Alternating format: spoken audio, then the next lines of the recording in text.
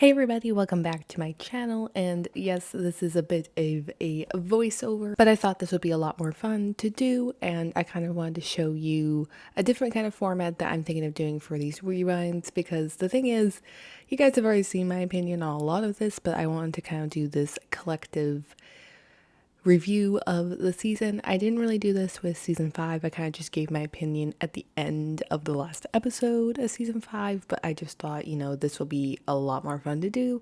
But anyways, Scam France season 6 was phenomenal. Oh my gosh. Of course, if you have not seen the season at all, I don't know why you're here because you should probably check out the season as well. I get a lot of comments actually asking where I watch Scam France, and I actually watch it from this Tumblr account called Scam France Translation at tumblr.com, and of course I will put this up right here. This is actually where I have been watching all of my Scam episodes, and yes, so that is where I watch it. So for anyone who is interested, because I get so many comments asking where I watch everything, and yeah, so that's where I watch it.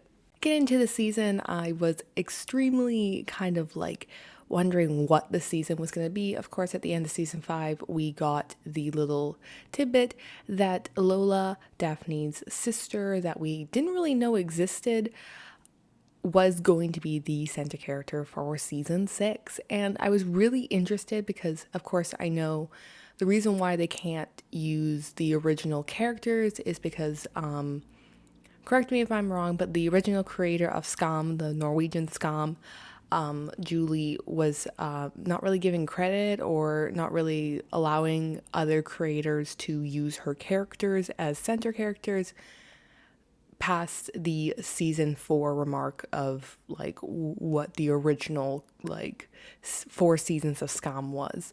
I'm not really sure about the whole gist of it. I remember someone explaining it to me, but basically, long story short, I don't think she gave permission for people to use the characters as center characters. So that is why in season 5 and 6, like, stuff was really kind of different. I really loved that even with season 6, we had Lola as a center character, but we really got a little bit more of Daphne and of course Elliot kind of being these side slash like center characters in a sense. A couple things I really appreciated was, of course, the acting in this. I thought this was absolutely extraordinary. The issues that they talked about really actually remind me a lot of Scam France season 3. Of course, it had like the same kind of like topics where they were talking about mental illness and sexuality, but of course, this was much different with a different person involved, of course. But I really like that they kind of touched on these topics again and kind of gave a little bit more background to it.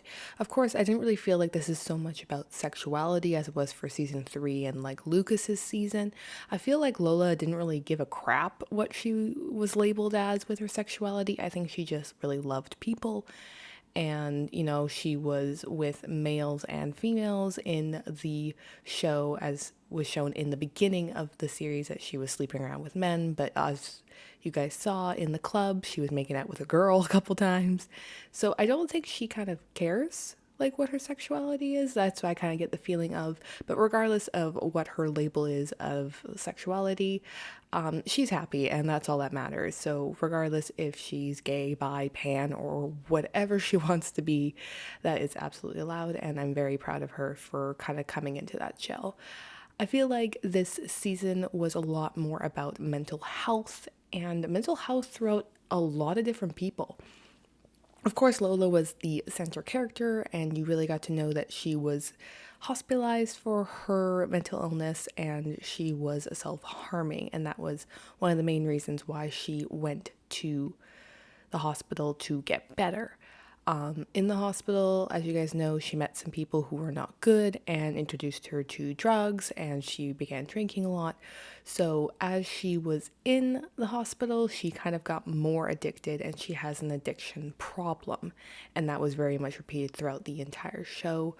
What I really liked as well is that they didn't just talk about Lola's mental illness and her addictions, but they really talked about a lot of other ones that were kind of unanswered in a lot of Scam universe, to be honest. Of course, we have Daphne's eating disorder, which was actually talked about a lot this season, which I really, really love. I really love that they talked more about it.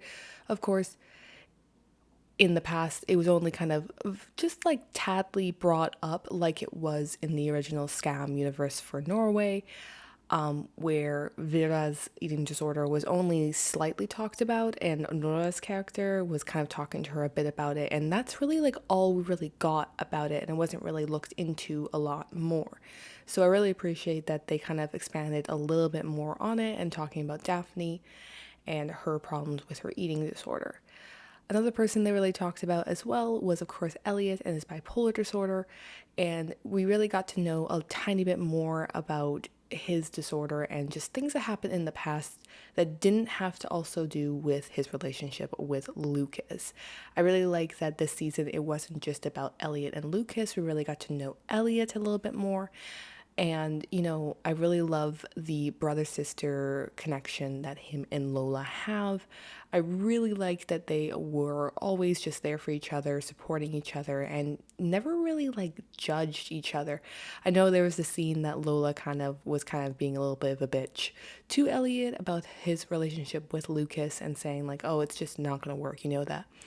And I don't want to say just because she was in a bad place, she was saying wrong things, but I think she was feeling that about her relationship with Maya and just portrayed it out onto Elliot because he's in a happy relationship.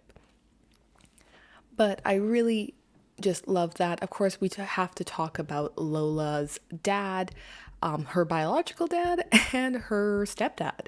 Of course, it is told that her dad and Daphne's dad are not the same person, and their mom had an affair, and her stepdad is someone that we really got to kind of know in the season. And like I said, like all of them had a lot going on. Of course, their father was dealing with the fact that both of his daughters have mental problems.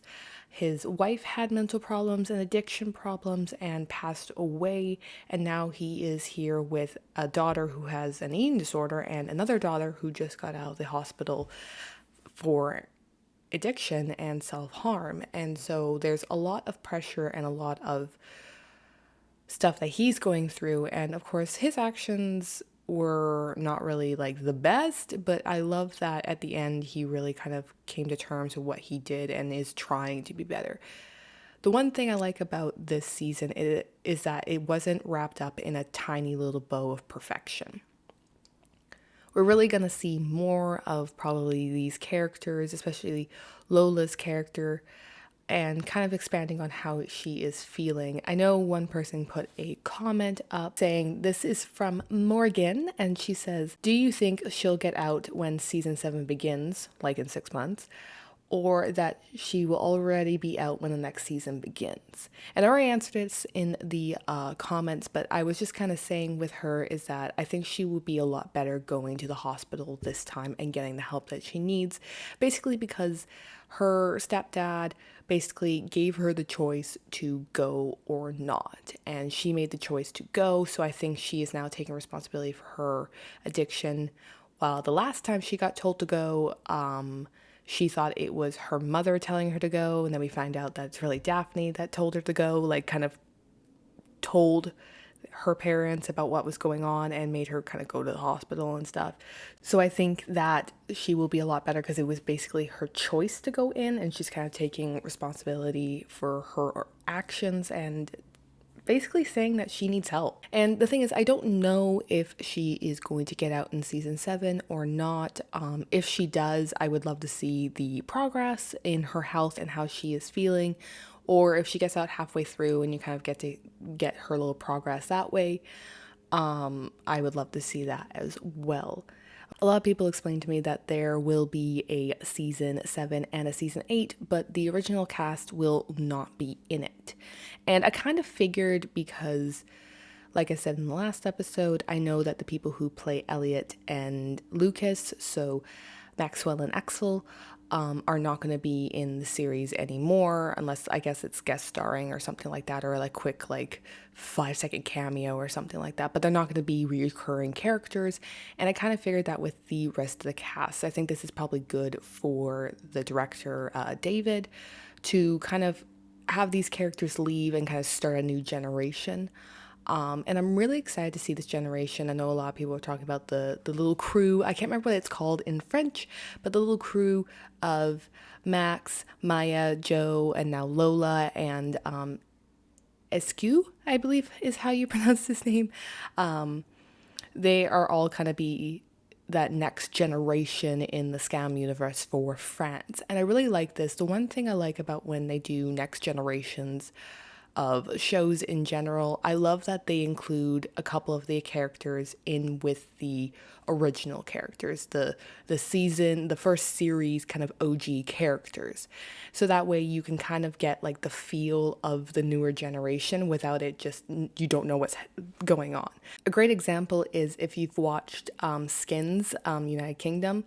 One of my favorite shows, and I really love when they were doing season 1 and season 2, or series 1 and series 2, I believe that's how they did it, is that you got to know Tony and his crew and everyone like that. But Effie, who is his sister, who is going to be in the next generation of it, you really got to know her in his series as well, so that you kind of got the understanding of who she was. So when you got to the next generation, you had more of a comfortable understanding of what this show was bringing and what the next kind of generation was going to be like. And I feel the same way with Skam France, that we really got to know this crew of people, and you got to know like who they all were prior to the season where you're not going to have the OG cast to kind of talk about it.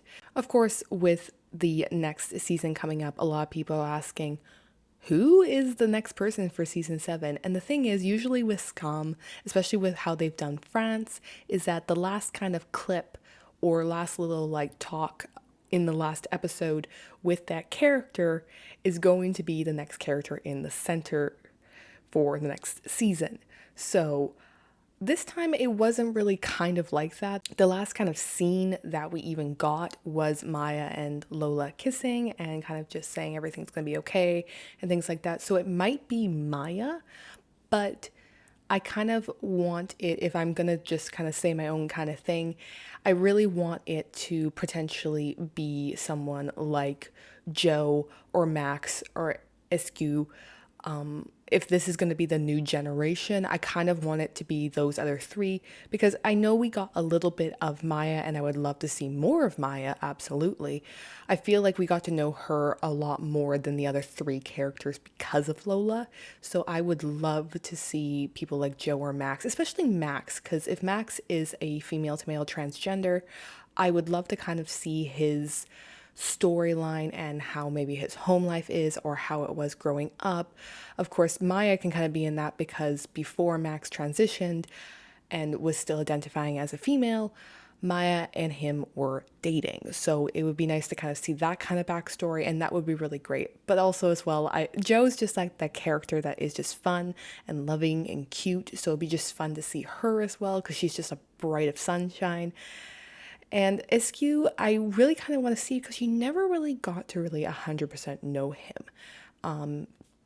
When you did get to know him, you just kind of know him as kind of a bit of a smarty pants. Like, he just kind of knows a lot of stuff, like not too much like cocky, but just says a lot of intelligent stuff. So I'd love to see more of him, just because you never really got to know a lot about him. I felt like this season really kind of gave us a handful of things that we were kind of like unanswered from the other shows or the other seasons, is that talking about certain things that never really got addressed. So like I said before, with Daphne's eating disorder and Elliot's bipolar disorder, you kind of got like a tidbit more information about that and kind of really got to know their kind of side about it, which I really do love, as well as kind of seeing the sisters Daphne and Lola really come together as well. At the beginning, you kind of saw them kind of like bicker and fight and just not really get along. And at the end, you can really see them just kind of being there for each other. And I really love it. The one thing I absolutely love is this quote that keeps on kind of going back and forth between Lola and Daphne. And it first got said at Daphne's surprise birthday party that Lola gave to her was, "You care too much about what other people think about you, Daphne."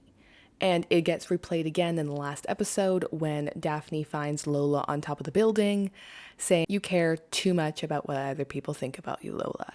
And it's kind of like this repeat of just they're not taking care of each other and they're really worried about what other people are thinking about them. And it's a very common thing. Like, we're all guilty of just feeling like we can't be ourselves around certain people and we're trying to please certain people. So it's a good little tidbit that keeps on getting back and forth, and also talking about relapsing.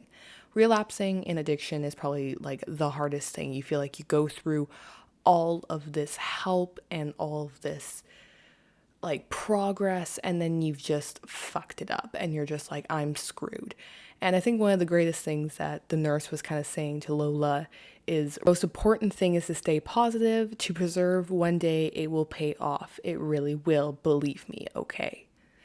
And that's the thing.